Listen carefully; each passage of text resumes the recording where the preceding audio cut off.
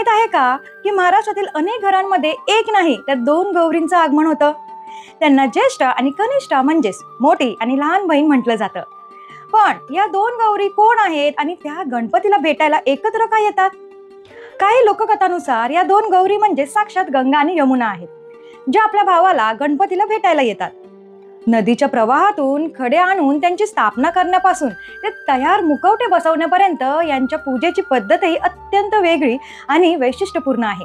या ज्येष्ठ कनिष्ठ गौरी कोण आहेत आणि त्यांच्या पूजेमागची संपूर्ण कथा काय आहे, यासोबतच सर्वांच्या मनात असणारा प्रश्न म्हणजे गौरी गणपतीची कोण आहे, आई की बहीण? तुम्हालाही जाणून घ्यायचं असेल तर याबद्दल संपूर्ण माहिती सांगणारा आमचा व्हिडिओ नक्की बघा.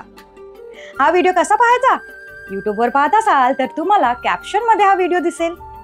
इंस्टाग्रामवर स्टोरी किंवा हायलाइट मध्ये लिंक दिलेली आहे आणि फेसबुकवर कमेंट मध्ये लिंक आहेच.